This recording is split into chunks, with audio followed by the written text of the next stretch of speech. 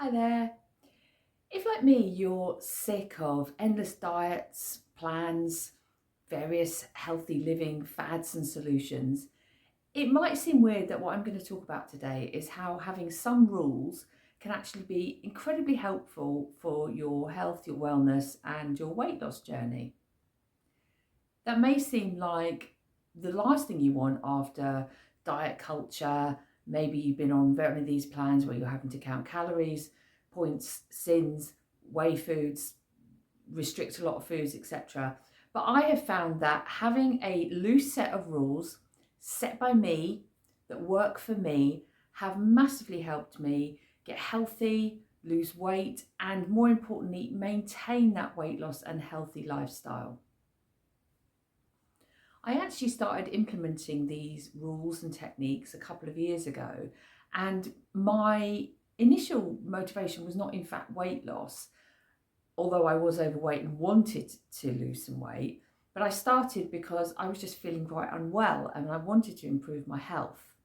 What I wanted most of all was to find some peace with food and eating and get out of that sort of constantly thinking, worrying about every single thing I put in my mouth, how I felt about it, what it meant about me, that everything that goes around food, food addiction, diet culture. And I was just looking for a way that would almost free up my mind a bit by having a few sets of rules and a framework that I could follow. Of course, what happened is that actually I did start to feel healthier, but also I started to lose weight, and that was fantastic. And as I said, I've actually been able to maintain that weight loss for the first time in my life and to maintain it easily. That sounds shocking to me, really, but pretty easily and without feeling deprived and without feeling like it's a struggle every day. And I think that's the key thing. I was really fed up with struggling restriction and binging and everything in between. So, my first rule, my biggest rule, if you like, is something I've spoken about here before, which is I decided to cut out virtually all ultra processed foods and ingredients. And as I've spoken about, this followed me reading the book by Dr. Chris Van Tulleken, Ultra Processed People. It was an eye opener for me. I'll link the book down below because it's a fascinating read. And it left me with a disgust for what I'd been eating and with a lot of appreciation and feeling like it hadn't all been my fault why I was eating the way I had done all of my life. Um,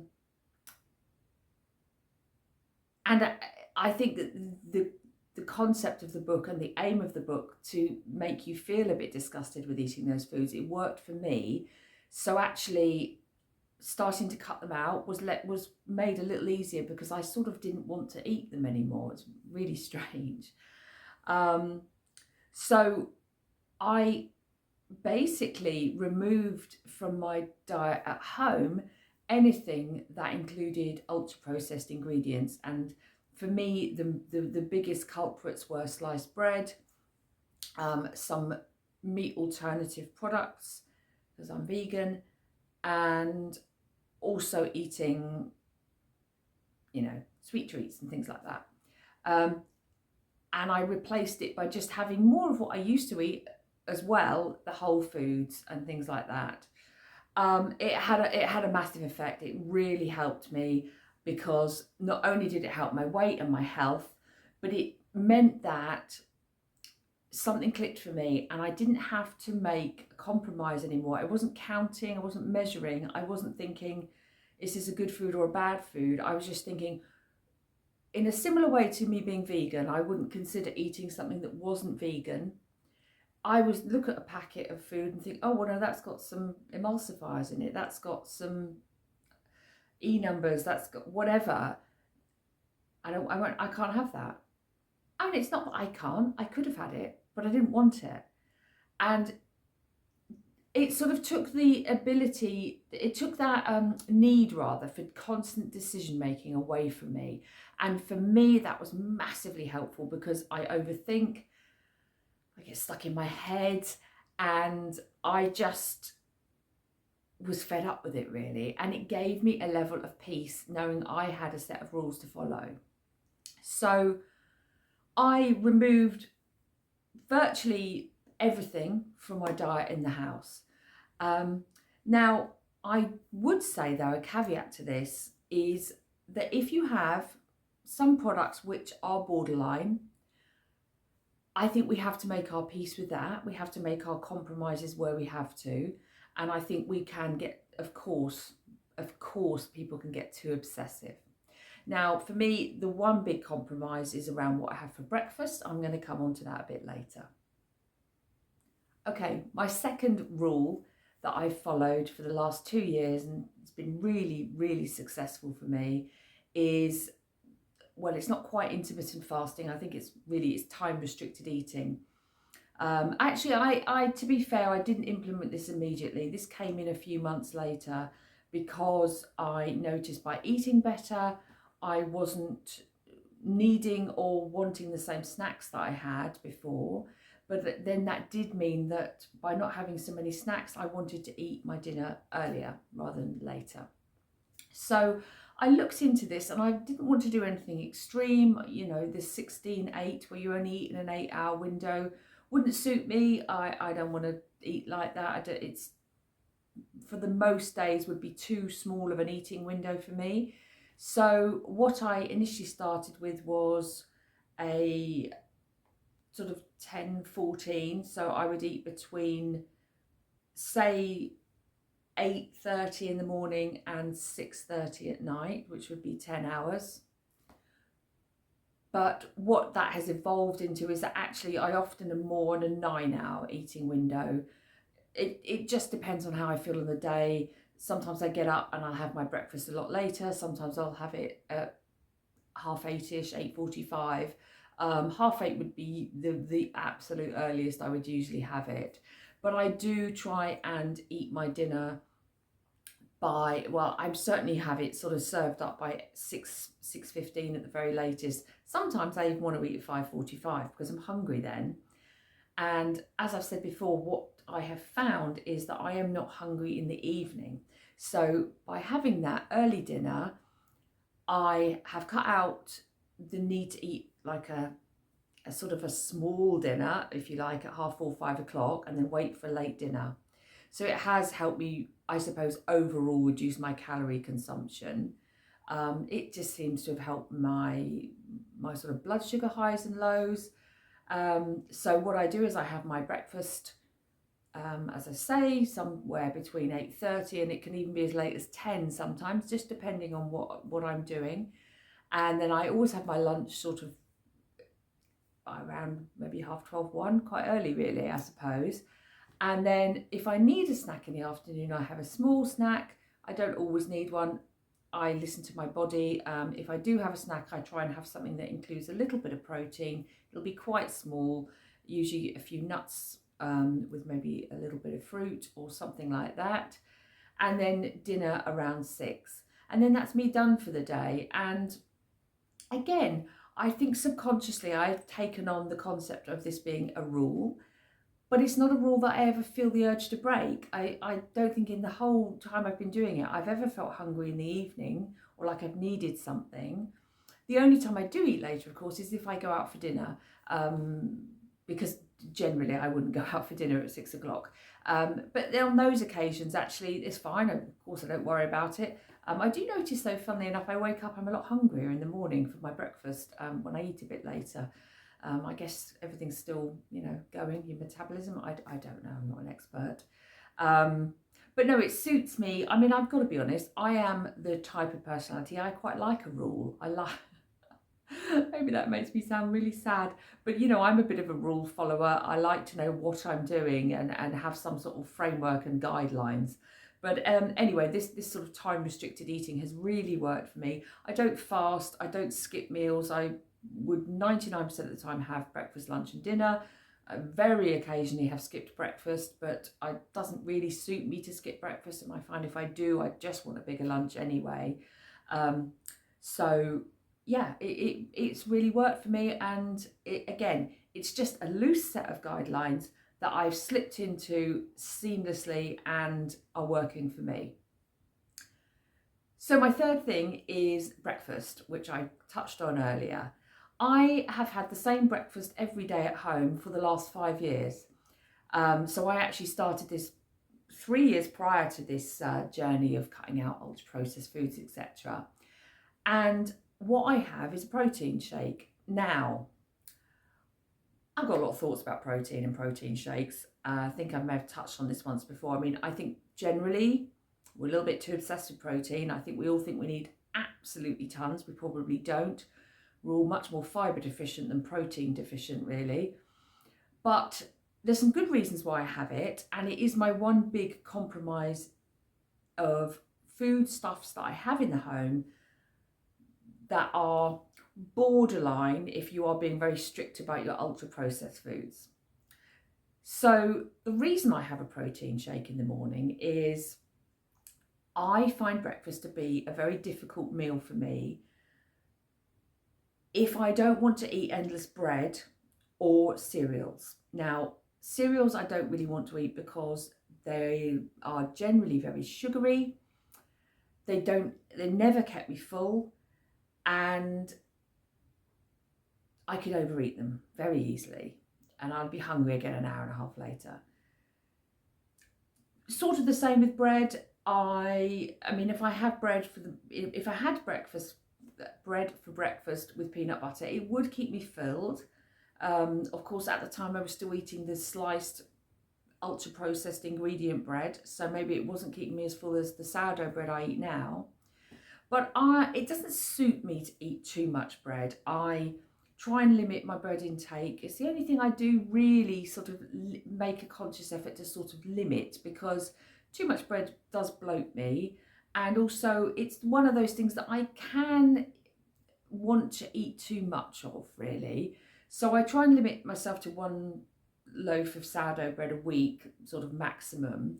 And I would have that with part of my lunch. If I was having it, that would be for my lunch. So I thought, well, what can I have for breakfast? I don't want to be cooking a breakfast like, scrambled tofu or beans and things. I wouldn't really want that at breakfast on a daily basis. It's more sort of a brunch thing for me if I was going out. So I was always a little bit stuck as to what to have. Again, didn't really want to just eat a load of fruit. Anyway, I was sort of going back about 5 years. I'm rambling now, but I was briefly followed this sort of vegan diet plan, which I didn't do for very long. But I did keep the protein shake element of it. And I love it because, again, I don't have to think. It takes the decision right out of my head. I have the same thing every day. I really enjoy it. It keeps me full up till lunch. It's easy, and it's one less decision in my day, which is fantastic. Now, the compromise I made is I do use a protein powder, but I have a very unprocessed one. It's pea protein, and I think there's some hemp and sunflower protein in there as well. And there's some other things like cinnamon, baobab powder. I think there's a little bit of cocoa powder in there, but there's literally nothing else. There's no sweeteners, sugars, flavorings, because I really actually do not like those at all. I hate sweeteners, and I hate the taste of those, like vanilla or chocolate flavor ones. They're pretty gross to me. I actually, having been, plant-based since my teenage years, I'm very used to the taste of very beany or pea type flavors. I quite like it. I can eat just pure pea protein powder. The reason I don't buy the pure pea is it's very gritty in the shakes. It doesn't mix as well as this one. So I have protein powder with raw cacao powder. I usually pop some hazelnuts in it, just a few, about 8 hazelnuts is usually what I count out. A little bit of cinnamon, and water. I just do it with water. I was using plant milk, and then I thought, why don't I just put some whole nuts in and some water, because plant milk essentially is mainly water. and it's really nice. And what I'm going to do is I'll show you how I make it, and I'll show you the protein powder, and I'll insert some footage of that now. Hi, so I'm in the kitchen and I'm just going to show you what I use for my breakfast every day for my protein shake. I'm not actually going to make it now because it's the afternoon and not breakfast time. But let me just flip the camera around and I will show you the ingredients I use. So first thing, obviously most important, is protein powder. And I really love this brand because it's very clean. You can actually get plain unsweetened. They do like sweetened ones and everything. But as I said before, I don't like those. So this is organic vegan protein blend. And the company's, well, they're called Wildson, but they seem to call it Boho now. Boho by Wildson, plant-based. And this is the Bare Essentials. This has a planty vibe because it's made from plant protein. So this includes the ingredients in this: organic pea protein, pumpkin seed protein, coconut protein, baobab, sunflower seed protein, flaxseed fibre, chia seed protein, organic reduced fat cocoa, cinnamon and turmeric. So as you can see, although it is a protein powder, which is inherently processed because, you know, obviously they have to extract the protein from the peas, etc., it's pretty clean and it keeps me filled up and I really like it. It mixes very well. So I put that into I use my NutriBullet. So I have that one I have a big heat scoop. It has a little scoop in it. I'll show you what it looks like. It's very nice. I don't know whether you'd like it if you were used to very sweet things, but I use a sort of a heat scoop like that, which gives about 20 grams. I think that's about 20 grams, something like that, which would be, well, per flat scoop, it's 12.5 grams of protein, if you're interested. Okay, so I have a big heat scoop of that. Then I have one level scoop of organic cacao powder. This is a brand I buy on Amazon. I actually get that on Amazon as well. Seven Hills Whole Food, but any raw, you know, organic cacao powder, it's just completely, you know, that's all that's in it. It's great, and it's got fibre, it's got magnesium, and what else has it got? All sorts of things. But anyway, so I use a scoop of that, just one sort of level scoop, the same scoops as you saw in there. Then I usually, as I say, I put water in and some hazelnuts are my favourite. Sometimes I'll put a sort of heaped teaspoon of peanut butter in, but usually hazelnuts because it gives that sort of hazelnut chocolate flavour, which I love. I just use a few of these, a little handful. And then about maybe a quarter teaspoon or just a little shake of cinnamon. And one thing that I have been adding over the last few months, which I don't normally take these sort of things, is creatine. Because now I've been going to the gym and this is meant to help very slightly with building muscle, because as I said before, in menopause you lose muscle when you lose weight. And also there's been a lot of research done into this, that it's actually good for brain cognition function, especially during menopause. Now, I mean, if you've heard me rambling, you'll probably realise that it doesn't seem to have worked so far, but I've only been taking it maybe 2 or 3 months.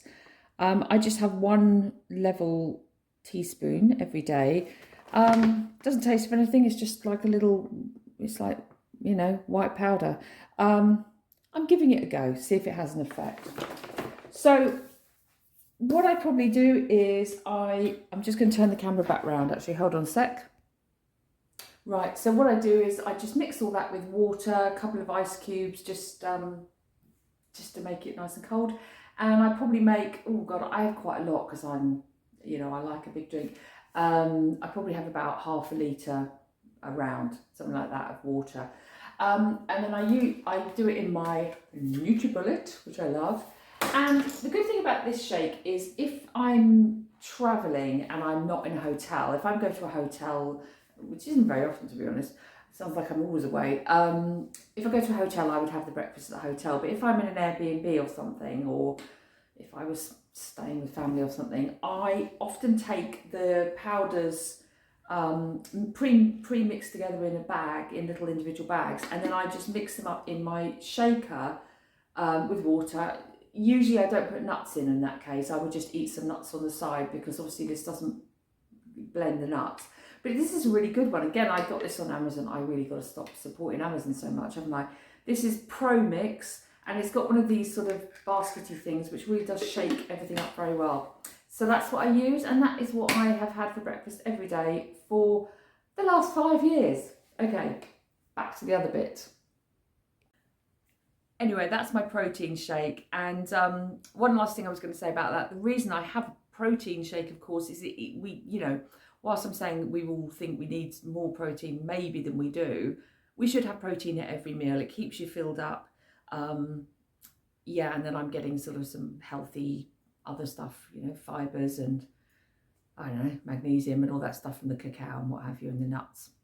Anyway, so my fourth sort of rule, if you like, is something that is, it's not a strict rule and it's something I've just slipped into doing very easily, is that when I am out of the house and eating out or just on the go, I am mainly still sticking to my no ultra processed foods, etc. rules. Not because I feel I have to, but because I want to, and that's the way that makes me feel good.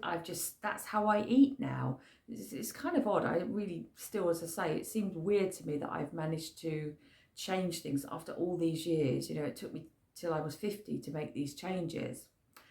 But when I am out, I do allow myself foods that I wouldn't have at home. But I find that I do not want to eat things that are very processed tasting. Processed tasting, is that right? Yeah, that sounds wrong.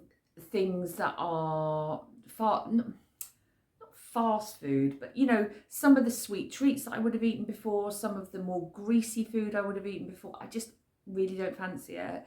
So I allow myself whatever I want really when I am out of the house, because I'm not going out to eat every day. But I'd rather have something full of fat and sugar and what have you that was really nice quality than, say, well, I wouldn't eat a Snickers bar because it's not vegan, but you know, that sort of thing that's got a lot of other stuff in it, or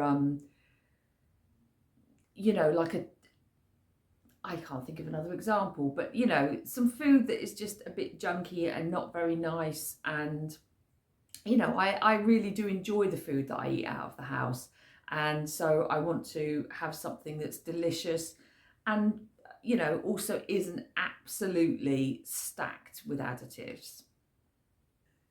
So in conclusion, this way of eating has become a way of life for me, and these rules have worked wonders for me, and having a loose set of rules has been great.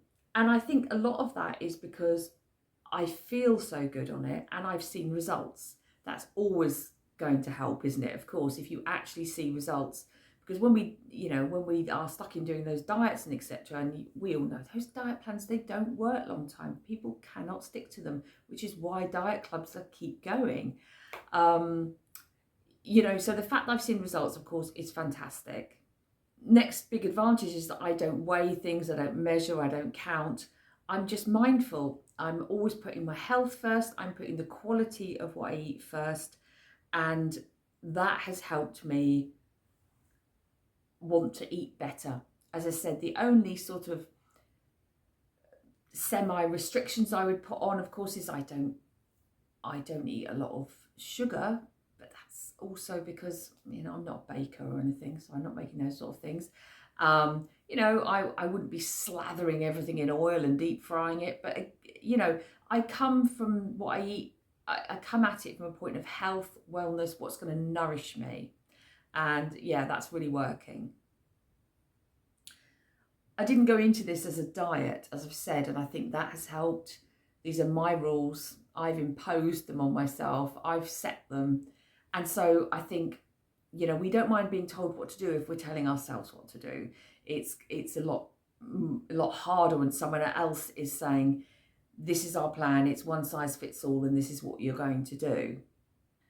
And I think, you know, probably most importantly is I just don't have to think too hard about it anymore.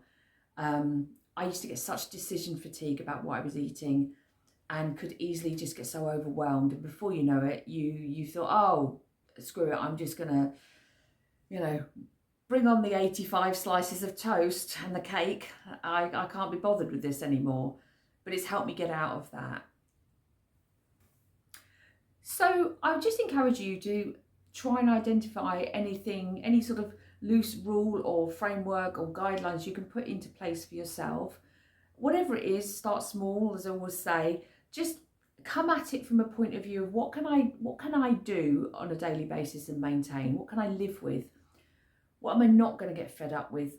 What's going to support me, not even just with what I see on the scales, but with how I feel, my general well-being, what's going to nourish me, what's the best for me, especially if you're in your 40s, 50s, as I spoke about in my last video. It's a weird time of life.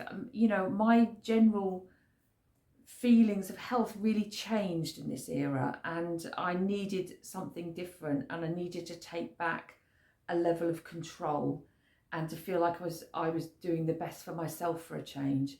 And you know, it took me a long time to get there, but I finally found something. And I honestly, it sounds a bit melodramatic, but I feel like at peace with it. I do feel at peace. I used to feel so controlled by what I ate and how I felt about it all. Anyway, I hope you found that interesting. And as I say, I will come back and talk about some more food subjects in the future. It's really interesting to me. I'd encourage you to take a look at that Ultra Processed People book as well. I found it fascinating. In the meantime, I'd love it if you gave me a thumbs up and maybe consider subscribing. There'll be a lot more content to come on health, wellness, navigating middle age, etc., etc. Anyway, I'll be back soon. Take care. Bye-bye.